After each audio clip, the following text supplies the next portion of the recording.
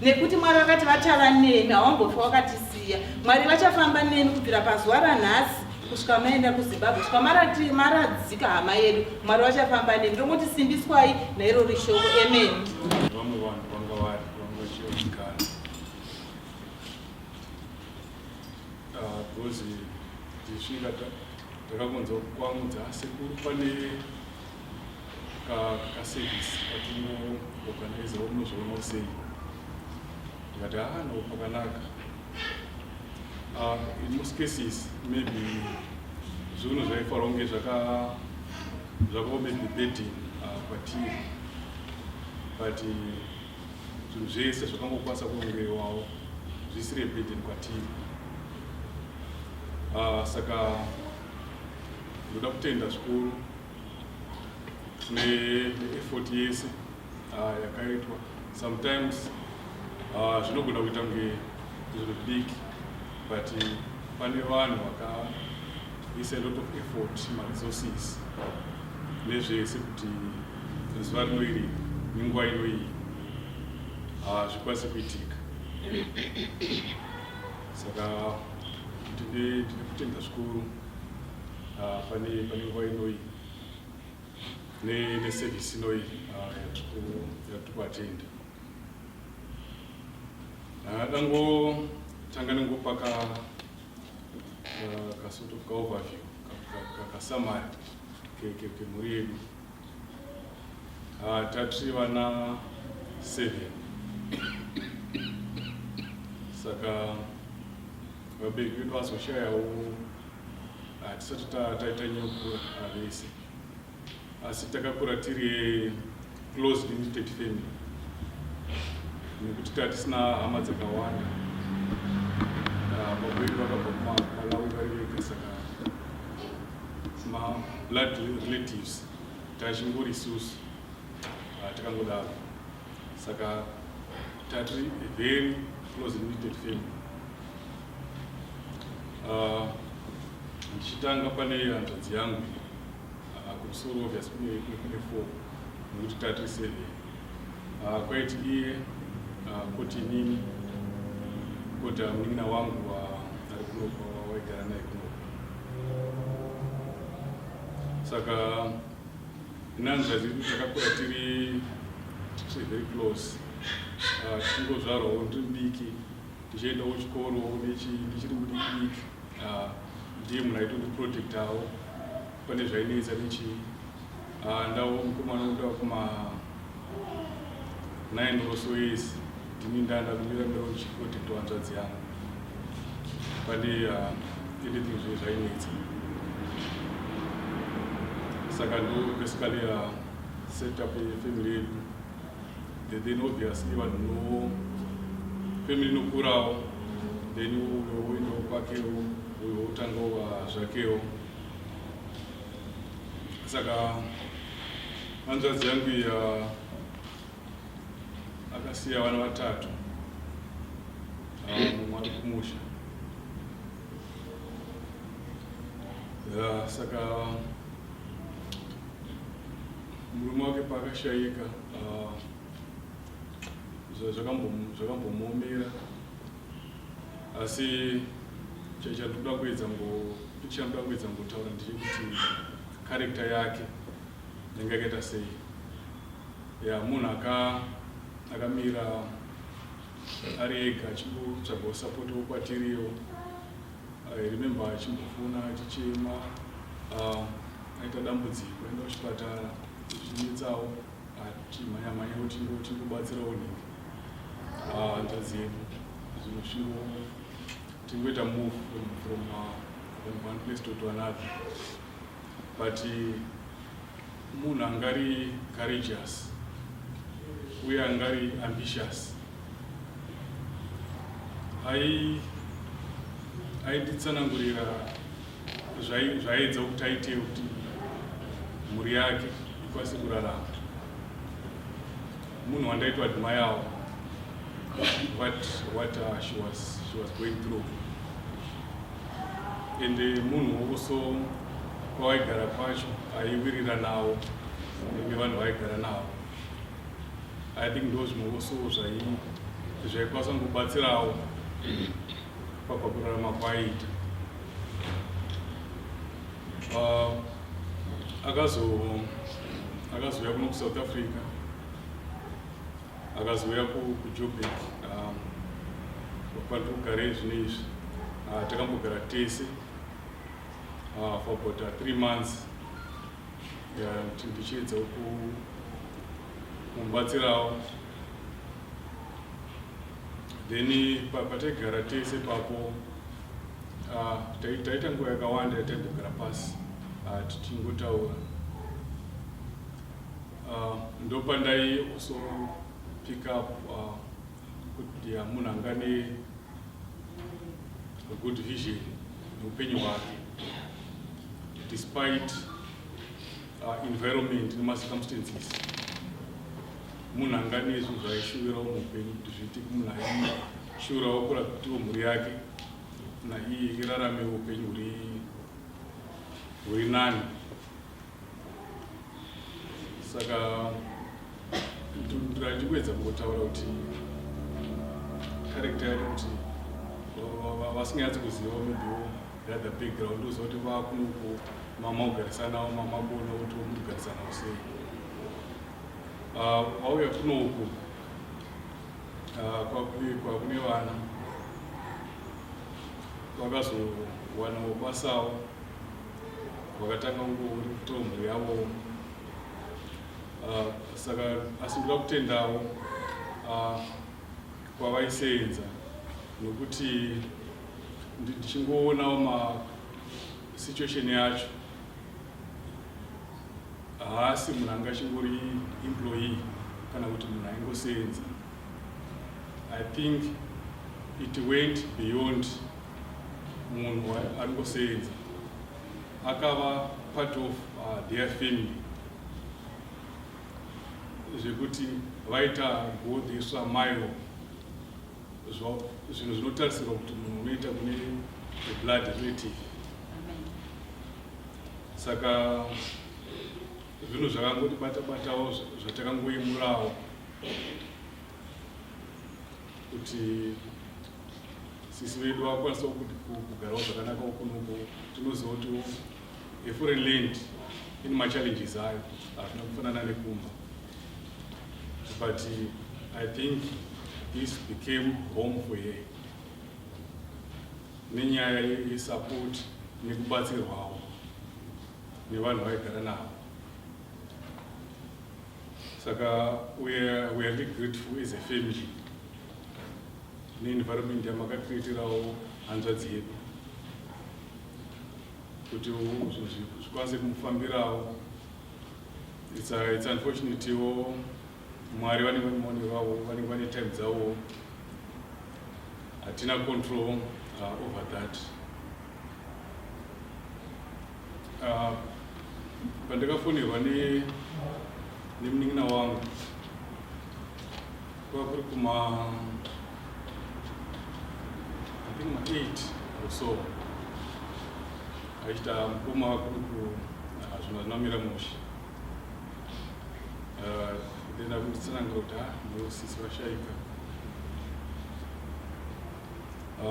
Achingotsanangura the events, the scenario, the setup around it. I think I talked about 2 minutes, but I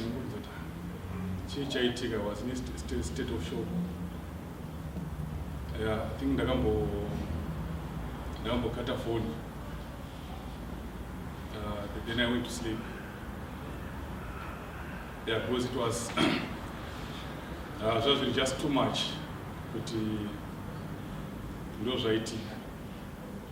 Iye munhu angaenda pasini pacho, but uchingotsanangurirwawo I think zvinhu zvakandinetsa. Ndakaita about 2 days and ndichikona kurara, just trying what were my questions, but exactly chakaita how did it happen. Ndakasvika pa stage yeku I think vasinjinoziva ukashandisa Google unokwanisa kufamba muroad, I mean wherever area yawachusa, because akazosenda ngepolice report yekuti ndikwanise kuya kuno kumuziva neno kutown ezvi zvifamba kwakunetsa unofanira ngonenge nepermit. Saka ndaona police report ichingotsanangurawo pakaitika extent yacho. Haana kundiudza exact kuti zvakaitikira pari, but ndichingoona report kuti ama muri 97 ndakasort of ndiri kwamwe kuJoburg, ndakangovhura Google ndichingofamba mu97 ndichiedza kungofunga ngoita peace everything together kuti chii chakaitika zvakaitikira pari, what exactly could have happened. Somehow ndakasvika pazvakaitikira Wozi, ndakaona kuti wakakrosa road achibva the other side. Ndikaona pane ka pathway kaenda the other side. Somehow ndikamira ipapo ndikati no, karoad akati ndokashandiswa nevanhu ndakakrosa apa. Then ndikatanga ngobuilda musoro mangu kuti I think izvi ndozvinogona zvakaitika, chii chakaitika. But it was because of that lack of rest. What really happened? Then ndazokwanisa kusvika kunoku takazoenda nemun'ina wangu. Then it was exactly the same place. And I think what zvandakavisualize ndo the same thing zvandakavisualize ndasvika kunoku. Saka the first day ndakasvika I was not at rest nchiti I want to see the bed so that at least that void maybe no completing. Then but pangoitawo ma challenges here and there. Vachiti no neniche accident yacho it's a bit difficult. Saka iye zvinezvi tabuda panze vakazondiradza picture yacho as it is. Then zvazvandaida kuona zvacho basically but ivo vaiprepare kuti no tipewo mukana kuti ngoprepare kuti zvakanaka, but zvakatiratidza kuti chacho izvinezvi panze apa as it is right now avasati vaiprepare. Then kuenda kwatakaita kusini, I think chakuda kuti handichikuti I am at rest, I'm at peace, and I think as a family we're at peace. Isusu tiri vanhu just like hanzvadzi yangu hanzvadzi yedu, tiri vanhu vakasikaona Mwari, saka obviously zvizhinji ndiMwari vanenge vachiita, hatisisu. Saka normally vekufuinda kapala vacho vati under normal circumstances vanosodza bhodi maybe wakuitawo board view. Saka I think for that reason yekuti vari busy wokuti vavapreparewo board vatano chingotipaiwo time because vanofanira kusumukawo also a bit earlier. Saka havana kukwanisa kuwana that opportunity. But I think the most important thing why did she explain this, I feel okay, we feel okay as a family. I really feel peaceful. We were at peace. I think that turmoil kunetseka kwataita before, I think all of a sudden now everything just fell together. Takaenda kumapurisa tinobvunza kuti no, saka munaka what's the next step? Obviously munhu wacho wakanzi culpable homicide, which means kuti unenge wakonzera kuti munhu ashaike, asi yanga isiri intention yako, zvinhu zvangoitika it was by accident. Saka vakati zvinotora time because vanozosenda zvinofanira kuti vane maspecialist vanozota come in wait and reconstruct the scene and you know that zvinotora more than 6 months, a year, or whatever it is. Ndokuti vazokwanisa kusenda a report, maybe kana zvinda court zvozinda court, but all that part haisisiri mupfungwa medu because we are now at peace. Nezvese zvakaitika nesituation yezvazviri, I think now takutarisira kuenda mberi kuti how do we move forward. Obviously vana vakasara, we will be speaking to them. They are part of our family. Saka I think everything is well. Burial sekunzwa kwataita nefuneral wasisi vacho vari kuita this whole process obviously yekutora body paruti Tuesday, but obviously ndokuplana kwatingoitawo obviously tichimunzwa ma-developments, but ndodate ratinaro vanoibva kumusha kwedu. Obviously we've been kubva tamunzwa kuti notozvaitika, I think we have already prepared. We shall prepare our young wife kutora body pakunoko kutoso zvine malegalities ari zvinotora a time. Saka I think ndo urongwa huripo. Saka ndaida kuda kutenda mese mauya. I think nelove yamakashowa hanzvadzi yedu, nesupport yamakashowa hanzvadzi yedu. I think rambai muchingozviitirawo vamwewo because it's really a good thing chamukuita. Thank you. Ndinotenda family yedu yakauya kuzobatsira vanasekuru vangu namama vangu vose shamwari dzamama, everyone mufamily yavo. Ndinokutendai, ndinotaura hangu zvinhu zvishoma kubva kumashure. Dad vangu vakashaika ndiri grade 7 chiri kuprimary, ndasara namama vangu. It was not an easy journey, but mai vangu vanga vakasiya. She struggled a lot. Vakapinda difficult situations kuti mama handikwanisi kumataura kuti vandichengetedze, but nekuda kwenyasha dzaMwari nesimba raMwari ndakasvika kuti vandichengetedze kusvika Mwari vaona zvakakodzera nekuti Mwari vakati ndivo vanopa vanotura. Chinhu 1 mama vangu vakandisi 2 vanhu vakataura zvose but inini ndine zvinhu 2 zvandakangofarira pakukura kwavaindiita kundidzidzisa kwakaita. Chekutanga vakandidzidzisa kunamata. Mama vangu maiti chero zvakaoma seivhen vachirwara veibudza kuti kero ngatifastei. Even last week yacho vakanga vauya kuna kwedu vanga vaine nefuru but vakandiencourage kuti ngatifastei tose nesista yangu tikafasta chero vachirwara. Even vawiridzi vakandiudzawo futi vakati mama vako even vachirwara taimbosvika patime yekuvatisa kuti vasauye kuzonamata because taiona kuti havasi zvakanaka. Hanzi but muri pakati pekunamata waingovaona vapinda vakutotanga kunamata. Then the second thing vakandidzidzisa chinhu chinonzi love.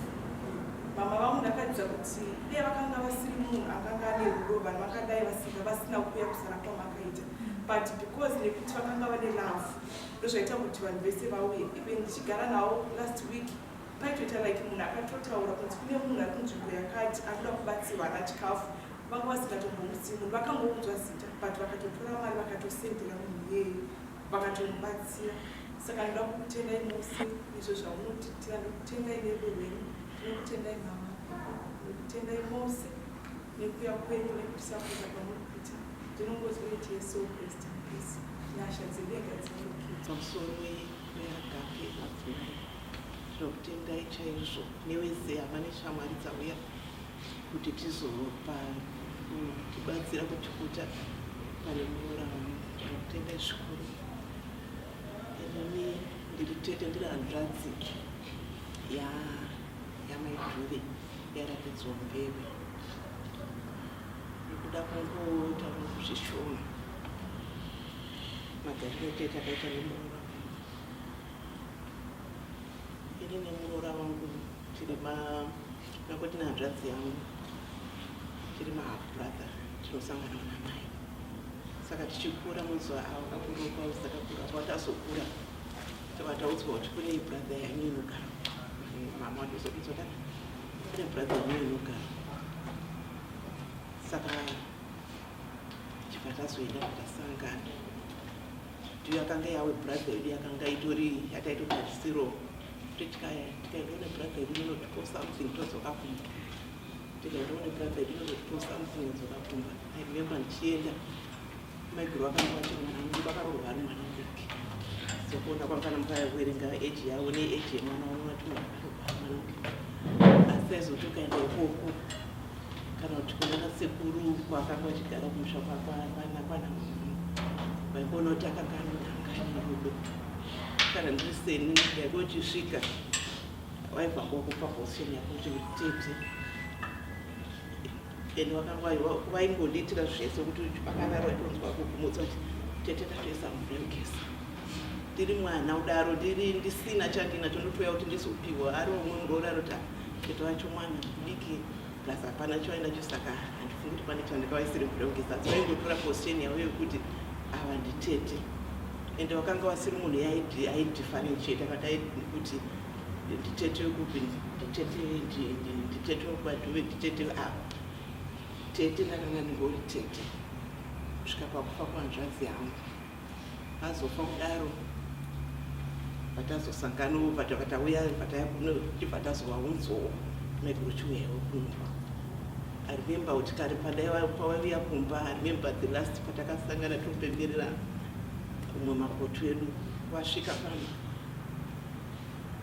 vakangosiko vachisvika nezvavakasvika vachiita vakadzi vakanga ripo ndinowamwa ndinoti vana makoti asi vese vakabvunza kati kasi muroora venyu neposition yavakabva asitozvipa kuziva kuti ndine muroora vakangosikoisa bhegi ravanhu kwakubva ngosikoenda kumapoto kungosikotora position yavo kuti ini muroora ndatosvika mba muno matete vangu. Zvozvo zvandakadzidza pane muroora wangu kuti akanga asiri munhu anotasira munhu pasi, akanga asiri munhu anodifferentiata, akanga angori munhu aingozvininipisa achingozvipa position yake panofamba kunge ari panguva yakafanira.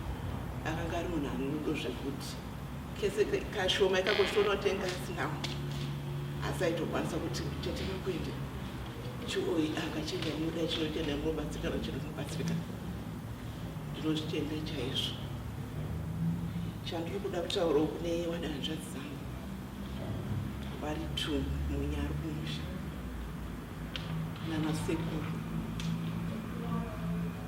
kuti tisazopudze vana kunyanya isusu vanasekuru tisazopinze ruvengo kuvana vasara vari 3 dai taitazve zvakuti aimemba ndiri kufundira maiguru akati tete chambosara kunamata nichandangoda mbonamata hapana zvimwe zvese zvadakuda saka isusu patiri kudzidzisa vana zvoti ndikuwatotaridzira kwatiri takudzidzisa kuti Mwari dai matipa this courage dai matipa wisdom for tikashaya wisdom tichaudza nezvimwe zvinhu zvisizvo tikashaya wisdom isusu Mwari isusu nanasekuru tinoudza zvisirizvo asi kuti wisdom ndoyatakungokumbira ndoyatakuda kuti inini newanhandra dzangu wakura vadzise vana vadiki kuti hatichigare munyasha zviso zvatichaita from today tichikwanise kulidwa neHoly Spirit tichanzwa zvakawanda asi tichiziva kuti the final answer the final voice ramobva mautiri ravanhandra dzangu is from God ndo zvakanga zvakuda mai venyu kugara kwe kwakata mai venyu it's from God ini ndichataura zvangu sekuru achataura zvavo vana mai nini venyu vachataura zvavo shamwari dzavo dzichataura zvadzo tichaenda kana kuchechi kuti shamwari dzenyu dzichataura zvavo asi mimi ziva kuti the only final word ramunopa mautera richakuudzai netichakupai madecision it's from God isusu hatikwanisi tiri tega vanasekuru havazvikwanisa vega shamwari dzamama wenyu havazvikwanisa vega asi kuti tiri kutoda kuti Mwari dai atiitira zvakanaka mazopfuurira mberi nekuita the charity work yakanga ichiitwa namama wenyu isusu atazopfuurira mberi tichito the charity work yatakadzidza tichipinda tichivavhistiro chedu kumba kwemabradha yangu chotokapera 7 years for 7 years pakafa brother anga this now 7 years wafa from 2014 vakangopari kadai vaisataura vaisazwa kuti vaiva akanga vachitambudzika kudza vanhu saka zvo zvatoda mukuronga rimunhenga risecret paida kungovharidzira zvokuti zvimwe hamuzive kuti zvakamira sei ngari munhu aida kuvharidzira saka tongoramba takadaro tichingoramba tichingoendera mberi tikana zvinge zvatiremera titoterama tonzwa mawedzi amama venyu tonzwa mawedzi emuroora wedu onzwa mawedzi ehanzvadzi dzenyu onzwa mawedzi eshamwari yenyu kuti aiti tiite sei panguva yesituation yatei tasangana nayo tendai chaizvo tendai mese mauya kuzotibatsira kuti dai mazoramba makadaro veagape muzorambe makadaro musazoitire muroora wangu chete muzorambe kuchingoenderera mberi mungobatsira panenge pachinida your hand ndinokutendai zvikuru Go, go, go!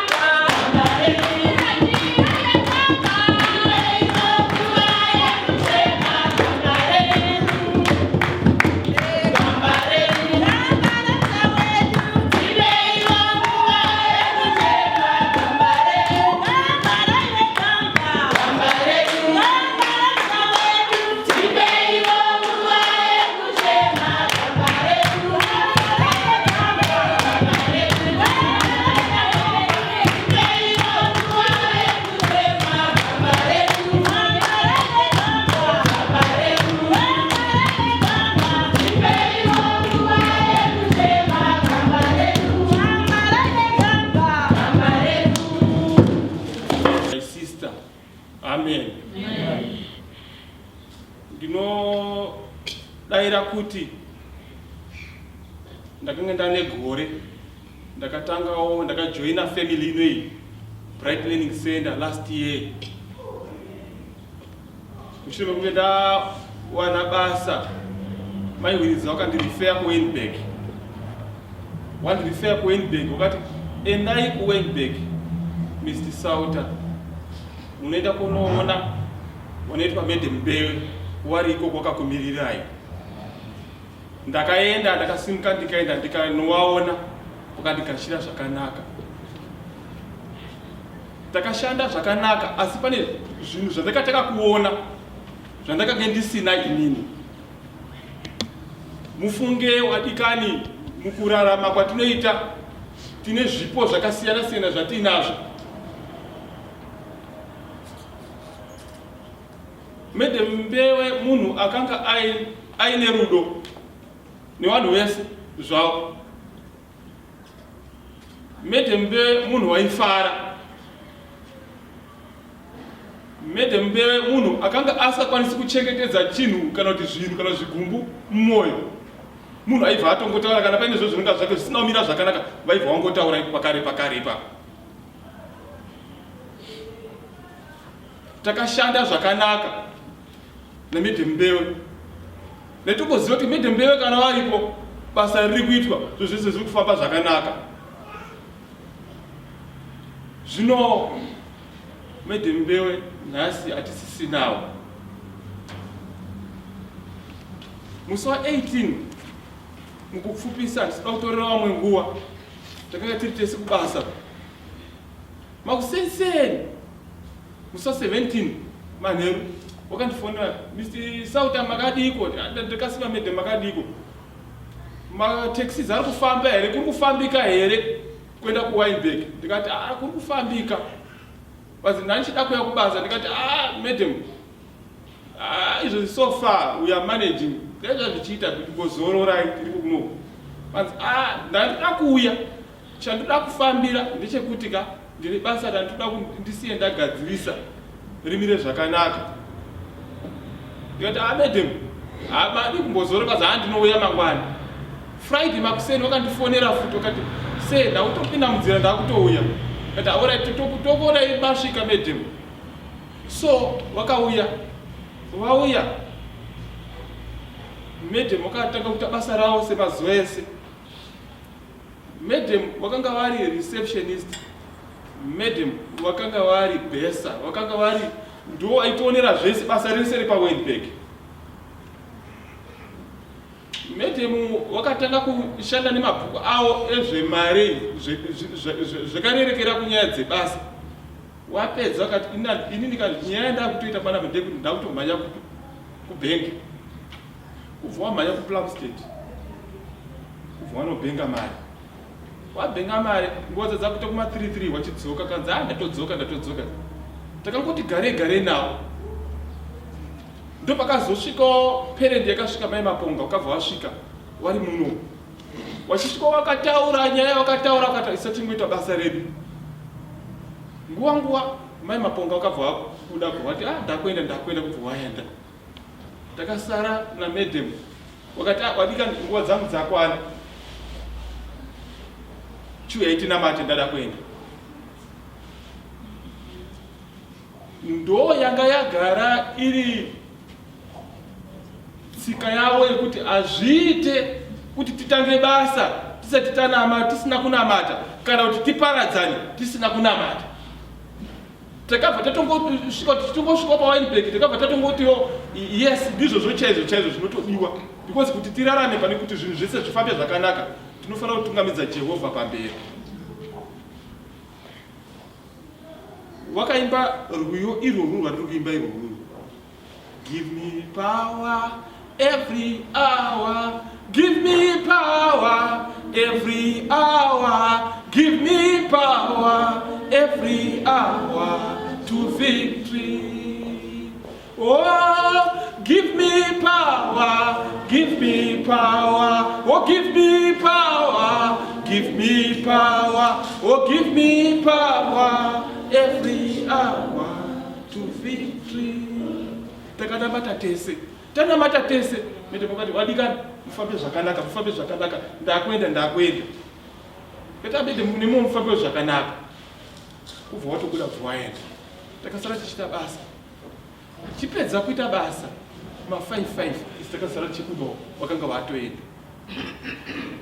wachibuda wachienda isi tichipedzawo tichibva toenda kunokwirawo mataxi tichienda kumba kuma6 ndichisvika kumba ndakangosvika nongokanda bhegi ukati kuri kutonhora regai ndingorare chida kungoti rarei ndikati foni ndakandaibayirirawo nechekuro madam Nyatiti wakandifonera wakafona asi handinoziva kuti ndiwo wari kufona ndakatomboignora asi wakatrya waedza vandazoti regai ndimuke ndiite sei ndipike foni ndichipika foni madam Nyatiti kuti sei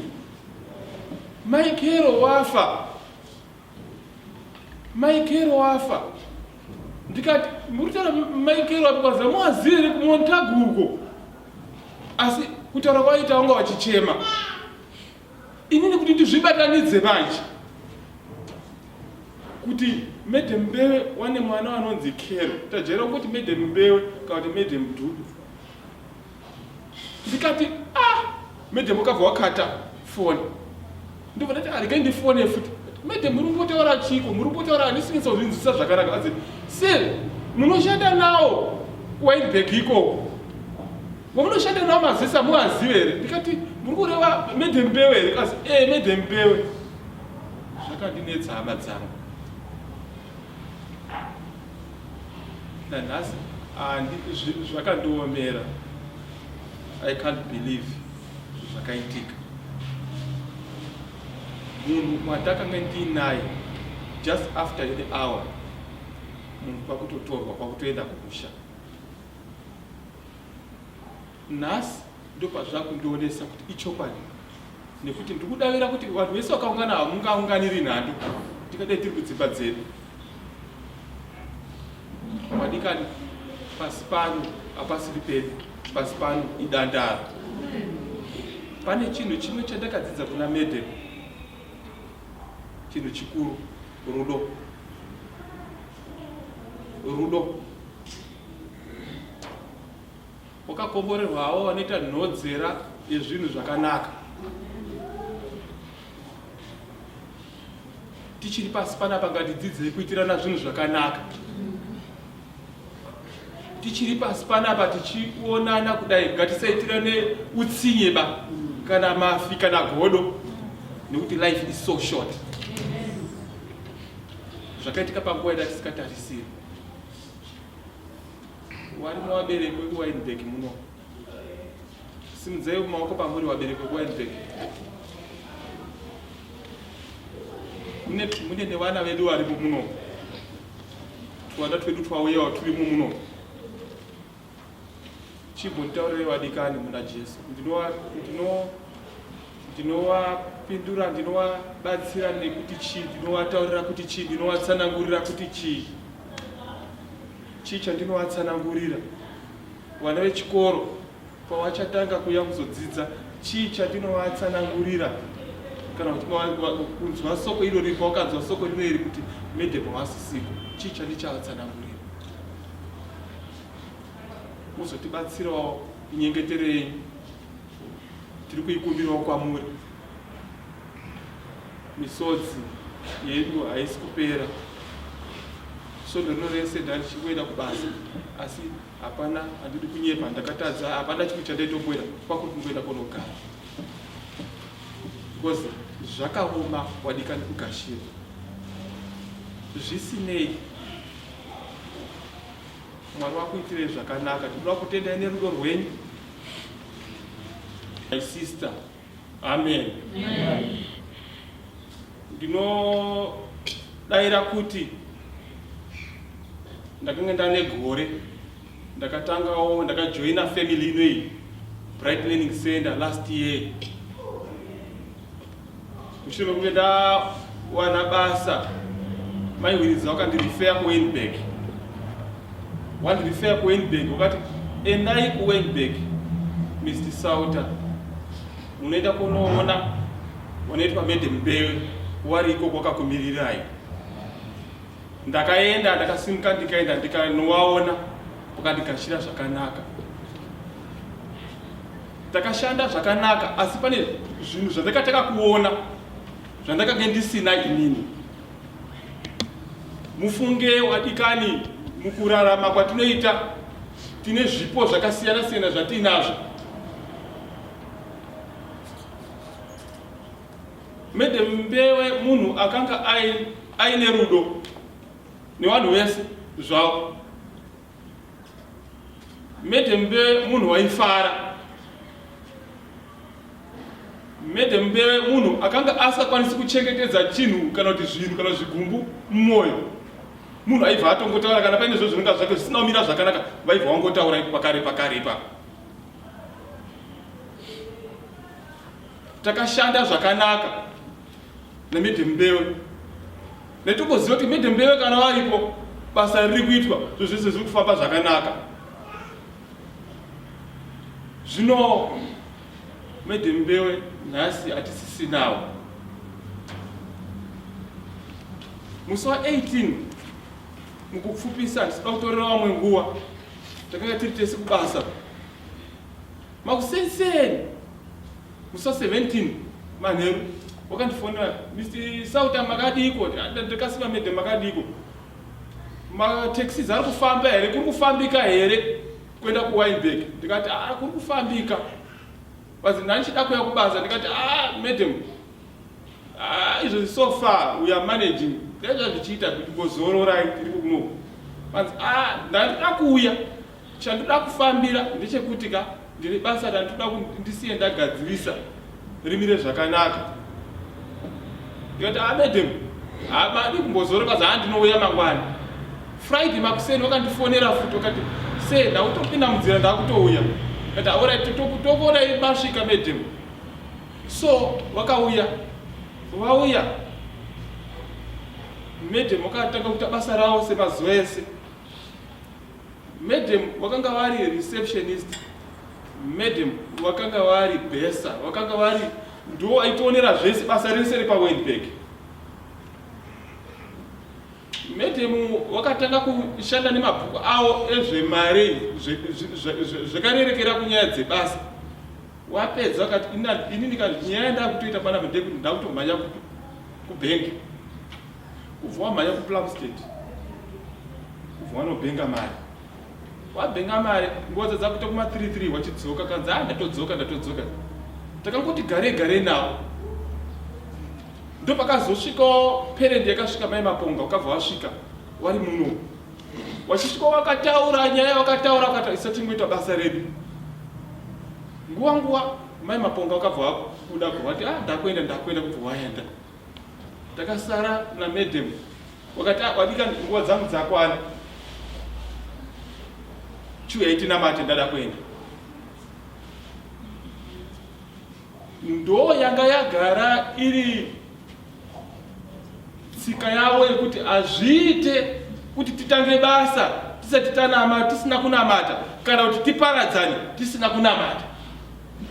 Takabva tatongosvika paWynberg, takabva tatongotiwo yes ndizvo chaizvo zvinotodiwa, because kuti tirarame pane kuti zvinhu zvese zvifambe zvakanaka tinofanira kutungamidza Jehovha pamberi. Wakaimba rwiyo irworwu rwatiri kuimba irworwu. Give me power every hour. Give me power every hour. Give me power every hour to victory. Oh, give me power. Give me power. Oh, give me power. Give me power. Oh, give me power every hour to victory. Takadamata tese. Tanamata tese. Medemokati wadikani mufambe zvakanaka. Ndakwenda. Ketabide munimo mufambe zvakanaka. Kubva watobuda bvawaenda. Takasara tichita basa. Chipedza kuita basa. Ma5 isi takasara chikudo wakanga watoenda. Wachikuda wachienda isi tichipedza watichibva takuenda kunokwira mataxi tichienda kumba. Kuma6 ndichisvika kumba. Ndakangosvika nongokanda wabhegi ukati kuri kutonhora regai ndingorare. ndichida kungoti rarei, ndikati foni ndakandaibairirawo nechekuro. Madam Nyatiti wakandifonera, wakafona asi handinoziva kuti ndiwo wari kufona. Ndakatomboignore asi wakatrya waedza vandazongokuti regai ndimuke ndiite sei, ndipike foni. Ndichipika foni, Madam Nyatiti wakati sei Michael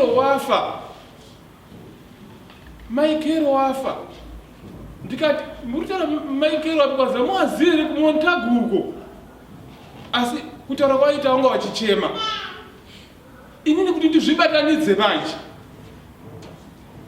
Kuti Madam Mbewe wane mwana wanonzi Kero. Tajera kuti Madam Mbewe kana kuti Madam Dudu. Ndikati Madam wakabva wakata foni. Ndobva ndati regai ndifone futi. Madam muri kumbotaura chiko, muri kumbotaura handisingisa kuzvinzwisisa zvakanaka. Asi sir, munoshanda nawo Weinberg ikoko. Wamunoshanda nawo mazisa muwazive here. Ndikati muri kureva Madam Mbewe here. Asi Madam Mbewe. Zvakandinetsa hama dzangu. Nanhasi zvakandiomera. I can't believe zvakaitika. Munhu watakanga ndinaye just after the hour munhu kwakutotorwa kwakutoenda kumusha. Nhasi ndopazvakundionesa kuti ichokwadi, nekuti ndikudavira kuti vanhu vese vakaungana hamungaunganiri nhando tikadai tiri kudzimba dzedu. Madikani pasi pano hapasiri pedu, pasi pano idandaro. Pane chinhu chimwe chandakadzidza kuna Madam, chinhu chikuru, rudo.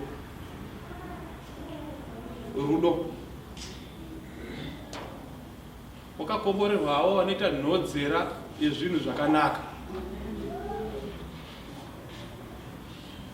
Tichiri pasi panapa ngatidzidzei kuitirana zvinhu zvakanaka.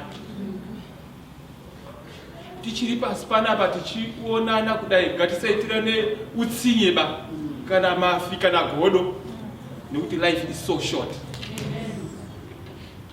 Zvakaitika panguva yatisingatarisiri. Warimo waberekwe kuWeinberg muno. Simudzai mumaoko pamuri waberekwe kuWeinberg.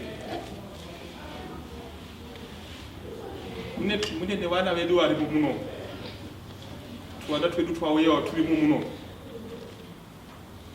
Chimbonditaurire vadikani muna Jesu.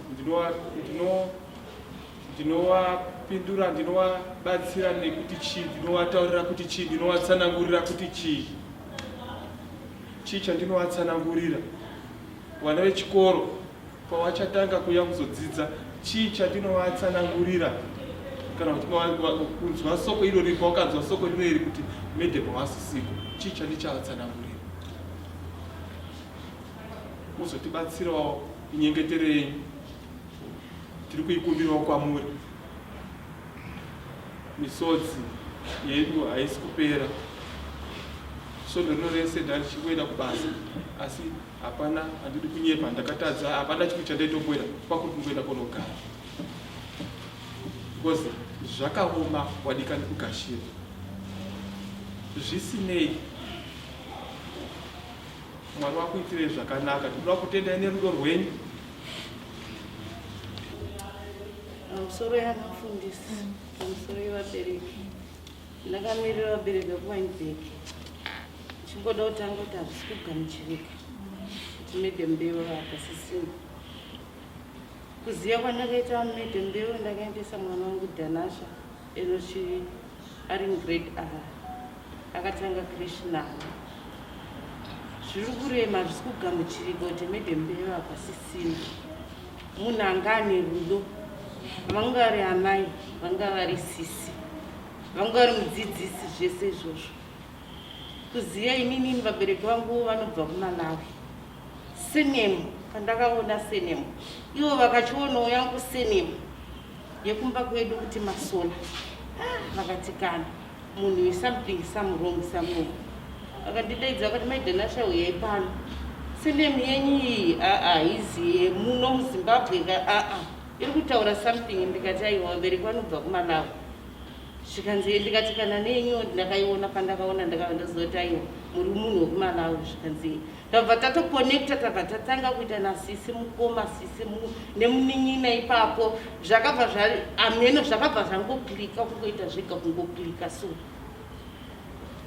ndikabheka ndinobheka vakanditi munin'ina ndinoda kuita chii ndikatanga kubheka mabhisiketi ndichivapa vachitengesa kuchikoro zviye zvokuti mama kungoita ukama kana nanhasi siwanzi kuzoti ndinotaura ndichiti chii mwana wangu uyo ari papo I'm not going to school. Miss Mbeu, she's not there, she's dead. Pandakazvinzwa musi Saturday ndakatanga kuona pastatus yemurume wangu. Ndakagara nawo musi Friday. Ndabva kubasa ndakunotora mwana. Ndikatosvika zvikanzi ndachibvunza nasiye pano kuti Danasha ari kuzotorwa nani mumazuva ano. Amai ake vagarisa vasiri kuzotaura pano vari kungotisiya. Ndikati nhasi ndakunizopedza ndauya. Ndakagara munoziva kana kuri kunzi munoziva kunonzi kugara kukanga tichienda kumba kutonge vanhu tatogara takagara tikataura tikabata dzeruti tikabata dzekunamata tikabata dzipo apana yatisina kutaura tikanda kusuwaga aiwa mufamba zvakanaka nguva dzangu dzakwana ndakuenda ndikataiwa tinoona nemusevanzi saka pandakazviona pastatus yemurume wangu ndakati baba havasi vanoshura kana vashewo zvokuisa pastatus nokuti ndakamuka ndikaita aini yangu pandikutirege ndibate foni ndikuona pastatus pavo ndikaenda kubedroom ndikati zvazvikuko zvamakuisezvo munoshewa zvokutamba nazvo zvakataiwa iyi meseji iri kusvika munoziva kuti unokolapsa ndakashayiwa zvekuita ndandine mapurogiramu andandinawo andaida kuita musi Saturday ndakabva ndangoti gojo Saturday yakapera ndakangogara unochema ugonamata chandoda kungokudzai kuti kunamata kwakakosha. Miss Mbewe vanga vari teacher asi kwandiri vanga vari mukoma munoziva taingotaura private pamawhatsapp ndichitaura navo chinja vaikudza kuti namata no matter what situation yaunayo maidanasha namata munoziva ndakachema ndikanamata chinhu chandakatanga kungoita ndakachema ndikanamata ndikati Mwari ndimunoziva the best ndimunoziva kuti sei mazviitira izvi takagara matauriro atakaita musi Friday ndama zese ndinosimboenda ndichinotaura tichiita sei tichipfuura tichienda but musi Friday ndakati Mwari asi maiziya asi vanga vane feeling vaizoti ndo zviri kuitika zvokungoti ndaizvibvunza ndichishayiwa makwesheni ndichishayiwa mhinduro asi nhasi ndo pandakubvunza zvishuwa kuti hapasisina aminoti vana vemuwanibheri tishayiwa dzoti chii munhu anga ari so intouched nevana ukasvika ti vana tudiki kuti ameno chinhu chekuti ndinongoti ameno anasei ava kuti vachaita sei nevana kuti tivana hapasisina tivana tumwe tucharwara here nekushayiwa purezidendi yavo nokuti vanga vari amai kana taitoziva kuti kana vakasadya poriji kumbai waporiji vari kunorowana ikoko amheno ikoko tinongosandidzirawo kana vakaramba poriji vachanodyoko hazvisi kubhenefita igreat lost yaitika kubright student center hamino kuti muchaona mumwe munhu akaita sei anoti aitore chinzvimbo chaMiss Mbewu hamino mumwe munhu wamuchatiwana kuti agoklika zvakadaro sevana saMiss Mbewu handizive kutaura handina zvekutaura asi chandinongoda kungotaura kuti rest in peace Miss Mbewu, we are going to miss you, you are going to be always in our heart. Rest in peace. Ajika jika. Ajika jika. Say hands out. Bring them back. The knees together. Ajika jika. Ajika jika. Dirty hands out. Bring them back. The knees together. And toss together. Ajika jika. Ajika jika. Oh, hands out. Bring them back. Knees together. Toss together. Tongue out. Adhika dhika. Adhika dhika. Vaorovere maoko. Musara Jesu Kristu. Taungana zuva ranhasi, ini ndinonzi Talent Tarinyama kana kuti Mai Moyo, ndiri member yeAgape. amen and amen. Zuva ranhasi ndinosizivikanwa ndichimira pano ndichijamba ndichifara, but zuva ranhasi ndakauna kumeso ndakazvirereka nekuti takarasikirwa negamba. Amen. Ratidzo anga riri gamba, kana ndichiti gamba zvinoreva kuti musoja anoenda kuhondo anorwa. Amen. Hakuna musoja anoenda kuhondo kunovata. Ratidzo akapinda muAgape akava member yedu, akava warrior, anga ari member yeInsan Session. Amen and amen. Amai vainamata ivavo. Chinonzi Agape vazhinji vanovanzo kufunga kuti chinonzi Agape is another branch of church kana kuti is another forming church aside. Amen and amen. Agape is a family yakaungana machurches ese anenge aripo and ari covered same name Agape. Amen and amen. Saka mai ava vanga vari mai, vanga vari sisi, vanga vari tete, vanga vari gogo veAgape. Amen. Kana tichiti tarasikirwa, especially mudepartment reprayer warriors, tarasikirwa zvisingabviri. Munhu watanga tichivimba naye, watanga tisingatombotyityi kana tikamuti paita dambudziko rakati tokumbira tete mutinamatire, know that kana vakapinda muprayer room zvinhu zvose zvinofamba. Tarwadziwa ende tarasikirwa. Hatina zvatingazviita zvedu sezvo zvagara zvakanyorwa mumagwaro kuti Mwari akatisa pano pasi semaruva. Ndiye muridzi weruva, ndiye anoziva kuti nguva yekuti ndichinopika flower rangu yakwana. Ende Mwari havambofi vakapika flower raora, vanototora iroro rakabluma ramakatarisa. Amen. Saka tinongoisa zvese mumaoko avo. Ndichiuya kuvana vasiyiwa, you need to be strong. Ende chinhu ndoda kukudzidzisai vazukuru vangu chamunofana kuti muzive musisina mai, gonai kunamata. Musabva pana Mwari. Zviripo zvigozhero zvichauya because your mother was your pillar. Sometimes you're going to lack something. Don't look aside kana kuti sezvo ndisisina mai regedzai ndinopinda mubhawa ndijaive. Pfugama nemabvi ako unamate. Mwari vanodavira zvichemo zvako zvese. Mwari ndiye oga anoanza chaiyo yaunowana. Unogona kuuya woti kwandiri mbuya ndipeyo advice. Yes, asambuya I can give you. But handingakwanisi kukupa the right answer and the right advice kana ndisina kupfekwa naMwari. Mwari ndio vanopa answer yose yaunoda. Gonai kunamata musasiya Mwari. Vanhu veAgape ndinouya kwamuri ndichiti ngatichemene tariro. Tinofana kuziva kuti nguva ndeyaMwari. Mwari ndiyo vanotonga nguva yavo kana yakwana hapana anoramba. Kwanzi kana goni rikange ravhurwa Mwari vakati this is the opening way, hapana anokwanisa kurivhara chero mukadana masoja ose eZimbabwe harivhari dho kana Mwari varivhura. Saka isu ngatingoisa zvese mumaoko aMwari. Tichinamatira kuti basa harisati rapera, zvataita service kudai basa harisati rapera. Richipo nekuti bhodhi haisati yasumuka nhasi kuenda kumusha. We need to continue prayers tichinamatira rwendo kusvika pakunosvika murandakadzi anoradzikwa. Tichiri kungochema hatisati tapedza kuchema kusvika hama yedu yanosvika panzvimbo yayo yokuzorora. Chandinongoda kungosiyira kwatiri mhuri yedu yeAgape nemhuri yeBright Student ndiye kungoti ngatingoti tete, amai, sisi, rest in peace. Tinoziva kuti kwamuri ikoko munenge muriko muri kutotiona tichichema tichifenda makatitarisa, asi hatina zvatinozviita. We can't reverse it kana Mwari vati zvakwana. Amen.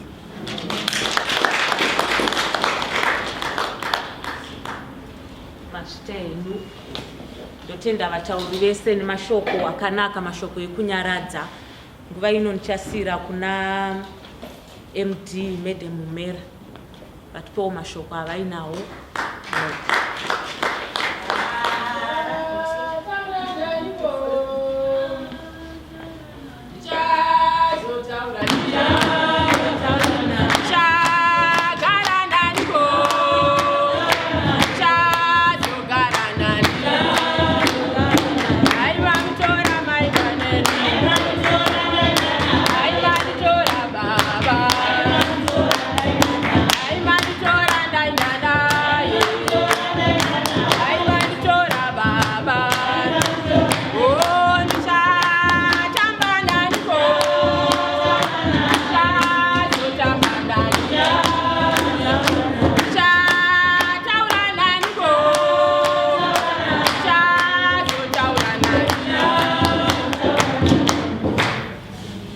Haleluya.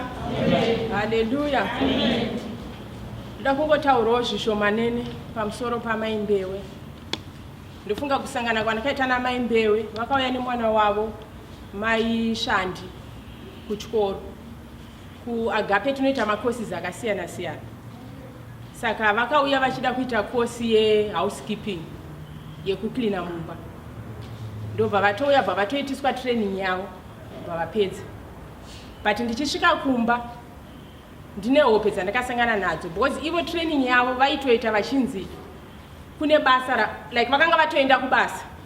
Ndobva vabvunzwa kuti une qualification here, vakati handina. Zvikanzi chienda unoita training nemurungu ye ndichakubhadharira. Ndokuya kwavakaita kuAgape vachitrainwa kosi yehousekeeping. But ndichiparadzana navo vapedza kuita training yavo, ndichisvika kumba ndine hope dzandakasangana nadzo. Ndichibva ndatoita hope zvikanzi munhu uyu paari kuenda kubasa kwake haasi kuzonotambirwa nemurungu, haasi kumutambira, achamuti handichakuda ndawana munhu. But pavachakuudza mashoko iwawo kuti ndarambwa kubasa, iwewo vatore ugare navo. Ndobva ndachengeta hope idzodzo. Ndobva vatondifonera ndakutoenda ndakuenda, ndikati alright. Vabva vati ndasvika paClaymont, ndaburuka muClaymont pabus station, murungu ati ndimire ipapo atakuya kuzonditora. Ndobva vagara ipapo, ndobva vagara. Ndichiva ndati ko haufama atorwa here, zvikanzi nanhasi kana kuuya 1 hour 2 hours, zvikanzi murungu uya atodzima nefoni haachatombouya. Ndichiva ndati aiwa hazvina kuipa, imi mumoita sei, mouya kumba kwangu. Ndobva vatouya kumba, vachiuyawo kumba vachibva vatoti ndine hopewo futi dzandakaita sei dzandakasangana nadzo. Ndokutanga kugara kwandakaita namai Mbewe. Ndichigara navo kupedzisira kuchikoro kwabudawo mukana semunhu akanga andishera vision yavo nezvinhu zvavaida kuachiva muupenyu. Ndikaona kuti it's best kuti murandakadzi ashande mabasa maviri, kuti achishanda kumba achiwana mari yekumba, oshanda futi nekupi nekubasa achiwana futi mari yekupi yekubasa ikoko. Saka munhu anga ane shuviro yekuda kuachiva zvinhu zvake zvaanga achida kuita. Ende chimwe chinhu chiri kunyanya kundirwadza ndechekuti mari yavo vakanga vaiunganidza yanga yatovepo, vakaipa mai Shandi mari vachiti varida kutenga stand yavo. Tine maraundi atanga tichiita emastands, meeting yacho yakaitwa I think 2 days ago yemastands, vachiti mari yavo vakanga vaunganidza vanga vanayo, vachada kuzowedzera nemari ichabuda mumastands ari kuitwa maraundi emastands ari kuitwa kuAgape. Isusuwo takanga tapulana nemurume wangu because munhu aishuvira kuti ndoda kuitawo stand, ndoda kudhiraivhawo mota, ndibreakawo record mumhuri yedu. Ndofunga manzwa sekuru vachitaura kuti vakararama life yekuti yairwadza, but munhu anga ane shuviro yekuda kuzadzisa zvinhu zvake. Tikati maraundi emota ari kutambwa, imi muchange muchibhadhara hafu, isu tichibhadharawo hafu. Ndozvimwe zvinhu zviri kunyanya kundirwadza izvozvo, kuti nhai Mwari makadiko kumasiya vatanga vatenga mota yavo, votengawo stand yavo vagona kuivaka. But ndikuti muzuva ranhasi kune vana vazara chizadzikisai chishuwo chamai venyu. Mai Shandi akapiwa mari iyoyo namai vake. Ini nhasi ndiri kupupura ndiri pano.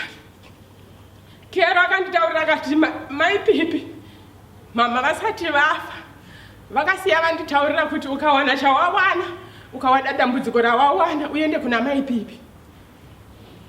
Handakwanisa kumudaira Kero musi wawandiudza, but ndiri kupupura nhasi pamberi pevanhu kuti Kero zvakataurwa namai vako.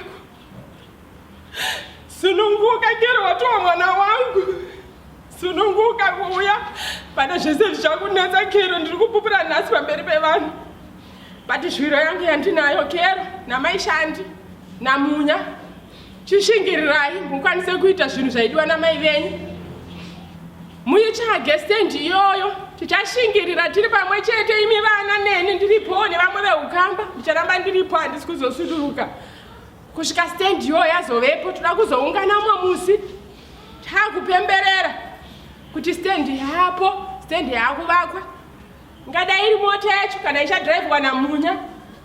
Ini hangu ndiri munhu anovimba mukunamata zvakanyanya, ende ndinonzwisisa kuti kana munhu waisa mhiko yaunenge waisa, unogona kutaura uri wega nemurume wako mumba, asi denga rinenge ratoita sei, rinenge ratonzwa. Saka chidzidzo ichocho kune veukama kana ivo vana ari kunzwa kushuvira kuti ndira kupinda muraundi racho iroro, pindai nokuti mukana uchiripo. Isu takanga tazvipira kuti change tichibhadhara hafu yacho yemumaraundi imomo. Zvinhu zvandoda kungotenda nhasi, ndoda kubva ndatendawo mamembers eAgape kumira kwese kwamanga muchiita zvese, macontributions ese, chema yese. Ndofunga vanhu vanga varimo muAgape, mamembers eAgape vanga vasingazive kuti vision iri kuenda kupi. Patinouyirirwa nedambudziko kudai ndopaunokasika kunzwisisa kuti vision yeAgape inomborevei. Kana tichiti together as one, tinenge tichiedza kutaura kuti mukuchema tese tinenge tirimo tichichema tese, mukufara tinenge tichifara tese. Chinhu chandanzwisisa ndechekuti Mai Mbewe vakanga vakuziva nguva yavo. Ndo zvimwe zviri kuzondinyaradza izvozvo kuti vakanga vakuziva nguva yavo. Why ndiri kudaro? Because even nyaya dzavo dzavanga vakutaura vakangori kana vachinja for the past 2 months. Manamatiro munhu aisinamata but kamunamatiro kavanga vakuita for the past 2 months kanga kakanyanyisa. Kana even ndimi dzavanga vakutaura dzanga deep. Ende munhu anga kungoti akamuka nyaya dzakanga kungonzi ndanzi zvakati. Ndanzi ndikuudzei kuti zvakati. Maipipi ndanzi ndikuudzei zvakati. Saka munhu anga connected zvakanyanya nedenga. Kune vanotera mastatus avo, I think makaona pastatus yavo munhu akanga akungonyora kuti good morning Holy Spirit, afternoon Holy Spirit, Holy Spirit I love you. Saka ndichibatanidza zvinhu izvozvo ndinoona kuti murandakadzi akanga akuziva nguva yake. And I believe kuti kwavari ikoko munhu aenda kunzvimbo tsvene, nekuti kunamata vainamata vaitonoka even padhoo pedu chaipo kuti dzaa 3 o'clock mukaitinamata, dzaa 12 o'clock maipipi mukaitinamata. Ndichigara pasi mashoko andoda kungoyeuchidzana nemi hama dzangu, ngatishandirei Mwari tichiri vapenyu, nekuti kana nguva iyoyo hakuna munhu anoziva nguva iyoyo. Why? Because ini ndakatotaura navo masikati. Precious kamwana kangu taitova titori kuPretoria musi wacho weFriday wo, achibva toti mama I miss auntie from nowhere masikati. I miss auntie, can you call auntie? Patatovafonera tikatoseka pafoni. Saka zvinhu zvokuti isu wacho tinenge tisingatozive but muridzi ndiye anenge achiziva. Saka tisazotorwa naMwari tisati taita mabasa edu atinenge takanzi tiite naMwari. Maita yekutanga yandakanwa vasingazivi zita rangu ndangonzi fanai kupinda umu, ndo vakandibikira. Pandakatanga kurara the first night ndo vakandiwaridzira mubhedha wandakarara. In fact vakachuza kuti pavo pavairara ivo inini ndirarepo, vakazonziwa aiwa chiregai vachiendapo, asi vanga vandipa inini pavaifungidzira kuti ndo pakanyanya kukosha, noti pavanorarawo ndo pavaida kuti ini ndizorewoenda zvavo ndorara pasofa. Zvandataura izvi ndikanditaura chimwe chifuti chetatu. Ndichirangana the next morning mukudziro wandakaitwa ndewekuti handikwanisi kuti nditi pandarara ndinomuka ndobuda mumba ndisati ndabva waridza. Vakabva vauya ndobva vanoka, zvikanzi semurimo here, ndikati enda. Ndirimo mamuka here, ndikati enda muka. Saka vakawanika ndichida izvo, zvikanzi aiwa siyai, ibasa rangu inini ndiri kufanira kuwaridza mberi. Ndakasumudza musoro ndikavatarisa zera ravo nezvandakandira, ndakavati inini aiwa ini nyange ndichagara pano pamba, ndaigara kumba kwawawiridza, nyange ndichagara pano pamba hamundiwachiri, hamundiwaridziri mubhedha, ndinozviitira ndega. Asi ivo vakandikoshesa semuenzi auya pamba kuti vanondiitira zvisezvo. Kubva musi iwoyo nomusi wandakaadopta kuti ava nditete ava, kwete tete pakuti hanzvadzi yamai vangu, asi kuti vane ruzivo rwavakandiratidza panguva iyoyo rwokuratidza kuti ivo pachezvavo vanogona kundivandudzawo ini mukurarama kwangu nekugara kwangu. Saka pataurwa zvese zvataurwa munomu, vane rudo, vane ndanyanya kubatikana.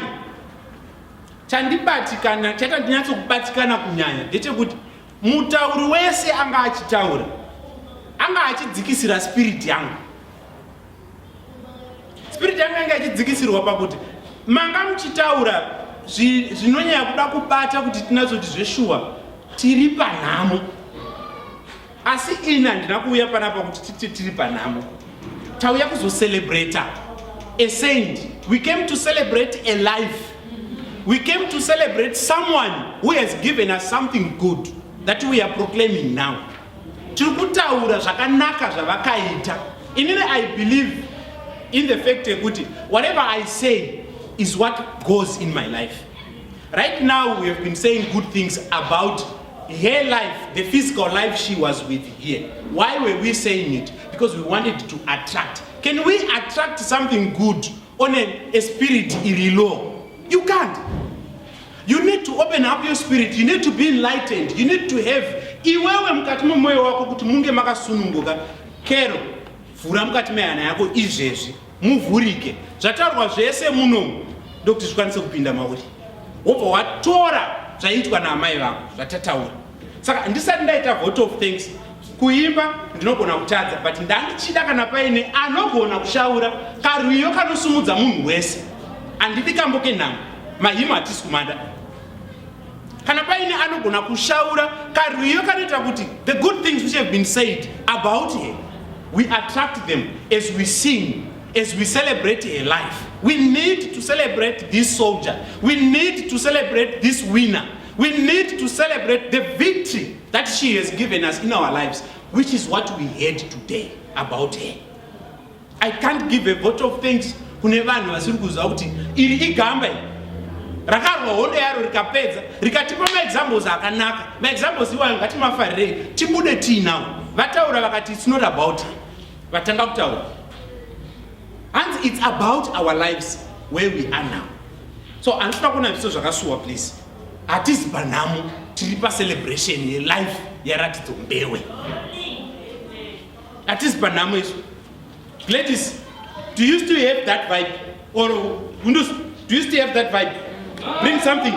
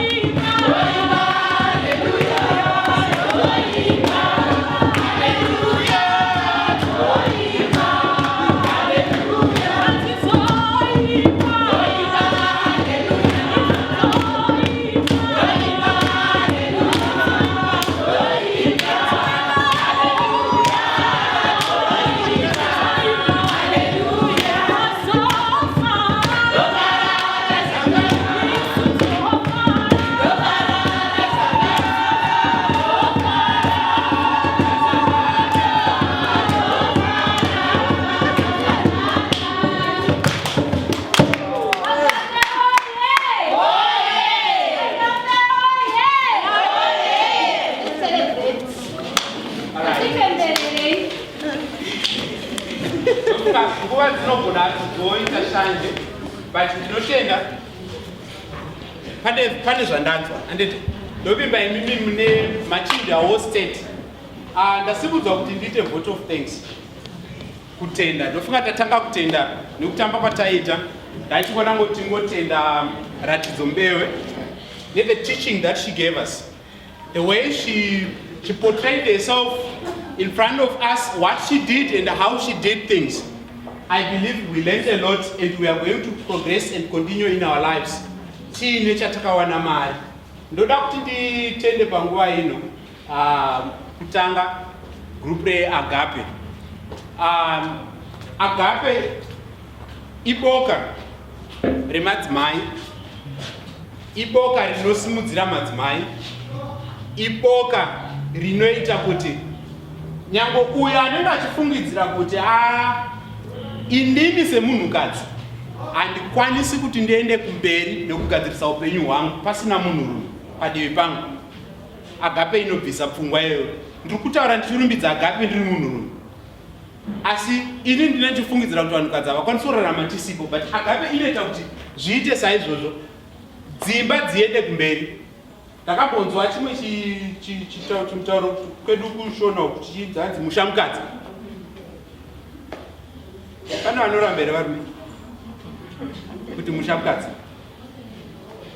unga varume vacho vaita vaviri vatatu munomu, but ini pacho zvangu handirambi kuti mushamukadzi, because dziripo dzimwe pfungwa dzavanopa nekuvaka kwavanoita kunoita kuti zvinhu zviende kumberi. So Agape ndoda kuitenda, ndofunga kubva musi waita nhamo they were always there. Patanga kushaika mai pamusi washaika mai Mbewe they were all there. Ndakasvika panapa the first day night yashainga ita accident they were already here. Vanga vatova neprogram nelayout, vangomirirawo kuti vemhuri vangoratidza dai. So from day one up to now ndofunga tii hanzi iriko kumashure, it's from Agape. Zvavanoita havangoitiri ndofunga vashoma chete, but everyone you are welcome. So ndoda kutenda nekuti simudzira nekuita kuti Ratidzo ave nefezi yakanaka yekuti timupemberere achipfuura achienda kwaari kuenda.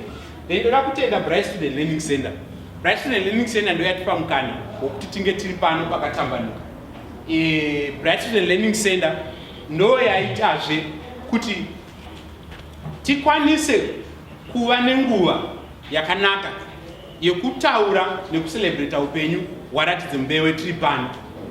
Bright Student ndo kunova kwaishanda Ratidzo Mbewe. So ndongoda kungotenda Bright Student nekutipawo mukana nenzvimbo yekuti tikwanise kucelebrata the last part the life yaRatidzo yatinenge tiinayo. Then ndoda kutenda vezororo, ndichirangarira musi waita accident ndakafonera naMr Mbewe. Tavataura ndakazovabvunza mubvunzo kuti saka zvakamira sei se, vakabva vangoti se ini handisi kutomboziva kuti zvakamira sei. Ndikati sei muri kuziva here zvandiri kutaura kuti zvakamira sei? Zvikanzi muri kumborevese. Ndikati aiwa, imimi ndimi mutoripo, ndimi mofanira kutanga kutotipa direction yekuziva kuti andi vachafambiswa sei. Saka sei vakanga vakatoomerwawo, vakati sei ndototarisirawo kwamuri imimi, like inini ndiri principal Bright Student, ndototarisirawo kwamuri. Ndofunga madam ndopandakabva kuisirewo phone tichitoti madam zvakamira sei. Madam vakandiudzawo zvavakandiudza MD wangu, but mangwana makuseni ndakamukira ndichiuya panapa ndikati Mr Mbewe, anything like iwe he was expecting an answer from me kuti what could be the next step, but ndakaramba ndichingovapusha. Ndobva vati sei zvakanaka. Nezuro pandakazongoitawo browse through phone ndakabva ndaona handiva nezvipolisi kuzorora. The burden yandakarara ndiinayo, the burden yakarara ina director, the burden yakarara ine the Mbewe family. Ndofunga the next morning on a Friday pakabva pavhurika a gap because of zororo. Saka pavanga vachitaura panapa ndaichingoti varume vari kutaura zvavo, but inini personally ndakavatenda the next day which was a Saturday ndakasvika panapa ndichinzwa kuti Ratidzo anga aine polisi yakaenda kuda kuti ifambirwe. Ndofunga chinhu chinonyanya kunetsa kana tashaikirwa nomumwe, especially kana tiri kuno, otanga kubvunza kuti achafamba sei kubva pano kudzokerawo. So zororo ndinoda kungoitenda the way it has handled and pushed kuti Ratidzo akwanise kuzobva muno muCape Town kuti aende paachandoradzikwa. Ini ndiri kutoona kuti zvinhu zvese zvakatofamba mune zvakanaka. Ameno zvake achine doubt yekuti hazvisi kuendeka, but right now the way we have done it, this is a memorial service yekuti isusu vamwe vedu tinogona kunge tisiko kuZimbabwe paachazonoradzikwa mimba yake kupedzisira, but zororo ndinovimba kuti payakatangira nekundiratidza ichanopedzisa basa mune zvakanaka. Ndinongoda kungoitenda zvekare nekuita kwakadaro.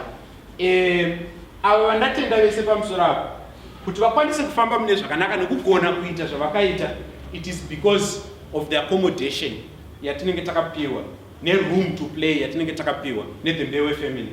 Ndoda kutenda The Mbewe family. Handisati ndamboona vanhu vanogona kuremekedza environment inogara munhu ivo vari veukama hwacho.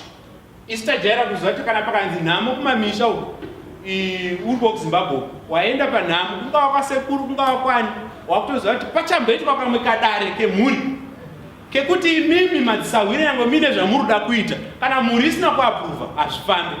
But kufona kwandinogona kunge ndichiita kana kuti kungobvunza kwandenge ndichikuti Mr. Mbewe zvamira sei zvapapi zvadii, hauwani mabreka ekuti iwewo zvaunenge uchifungawo kuti zvidai aiwa sei titodai so okay it's fine zvatodai. Everyone was accommodated to bring your own input, and ivo pachizvavo vakaremekedza kuti Ratidzo Mbewe kugara kwakaita anga asiri kugara neBheki ivo hanzvadzi dzacho dzanga dziri pano vana sekuru vari pano, isu tisi taigara navo havana kuoma. Saka ndinoda kuvatenda nekugona kutipawo mukana wekuti tiperekedze umwe wedu uye nebasa ravachanotibatira kumberi. Hatisi tese tiri kuenda, hatisi tese tinenge tiripo. Saka ndoda kungotenda The Mbewe family iri kuno neiri uko nekukwanisa kutiitira basa rakadai zvakanaka. Mubvunzo umwe wandakabvunza tofunga takatomboita kanharo takamira tikati Mr. Mbewe saka handi vachanochemerwa kupi? Zvikanzi sei handisitomboziva. Tikati kwavanga vachigara kuPacific. Zvikanzi nemagadhirwo avo netopa pano pepe panogona here kuti tinoita sei tinonopachemera. Saka ndakabva ndatopa an offer ndikatoti nose hazvinetsi tine maclassrooms panapa vanhu vanogona kuuya voita sei voungana. Director wangu atomboti sei kana ndikasvikawo tichaona kuti kumba kwedu tese takanga tisina pfungwa dzekuti kwavanogara kunogona kunge kwakasununguka. Asi pandakazovabvunza inini mangwana makuseni acho vakaenda netimu ravakaenda naro ndobva vadzoka. Zvikanzi se moto watoveswa uko toda kutenda neDodo Pacific. Tiri kutaura nechishona handiti? Tikada kutaura mutauro ivo vari pano havazvinzwi. But that person accepted us to be there and we are still there. Zvinorema kumamisha kwedu chaiko zvinotonetsa unzi uyu mwana wemukomana kwabamnini ari kuchemerwa kumba kwamaiguru zvinotonetsa. But this is someone who accepted us in the way we do things in our own culture, and we have been doing it at his place. Ndoda kuvatenda chaizvo vePacific. Ndoda kutenda babashandi varipo. Ndoda kutenda babashandi. Ndakaona mugarisiro wanga vakaita babashandi pavo ndepapa pambi yavavo ndepapa. Ini musi wandakatanga kusvika ndakatoti ndopinda mupi like ndichida kuremekedza imba yekuti ndo memukwasha umu ndo mambwe, but handina kuona picture yakadaro. Handina kuona picture yekuti uyu azoita mwana wekuti akazouwira like mukwasha akazouya. Handina kuona that picture the way yavanozviportraya muitiro wavanozviita. Inini I just accepted and I want to thank him. Ndoda kuti titende mukwasha anga aripo, ndiye mukwasha anga achigara namai, ndiye mukwasha anga achiziva kuti mama vaenda kubasa vadzoka umu vadya here vachizvishandira, asi iye paanga akagara navo ane role yaanga achiplaya. Ndibatsirewo kuti tingotenda babashandi nebasa rakanaka ravanoita. Kunzvimbo kwatiri kunoku zvakadoma, asi ivo vanotora ambo yavo samai vavo havana kuda kubringa a gap between amai nevana vasikana. Ndoda kutenda chaizvo vashandi for that. Then ndodawo kutenda kuti kubva musi watanga nhamo yedu vanhu vanotya, vanhu vanonwa tii, vanhu vanodii, pane vakakontributa zvishoma zvavakapa izvozvo. Hanzi abvisa ndiye anoziva uwandu hwazvo. Isu kuzojaja kwedu kuti aiwa aisa 2 cents kana kuti aisa chii, asi iye kana apa nemwoyo wake tushoma kwatiri, but kwaari iye zvakaita sei zvakawanda. Anambonzwa kuti vanhu vakashaya chikafu. Ngatitendei vanhu vakaita well wishers vakakontributa zvavakakontributa, so that even from now until nhamo yedu yazoenda musi weTuesday, vanokwanisa kuramba vachitandavadza ngatitandavadzei. Kutaura chokwadi, panoungana vanhu kana pasina chikafu handifungi kuti panogarika. Saka vanekwanisa kuramba vachingocontribute, let's stretch our hands so that tinoramba tichingokomborerwa, tichiimbira umwe wedu, tichimuperekedza. Ndoda kutenda munhu wese ari muno, vatenda vafundisi vari pano, mashoko ataurwa muno achikomborera wese auya pano. Ndoda ramba ndichingokutendai neuvepo hwenyu.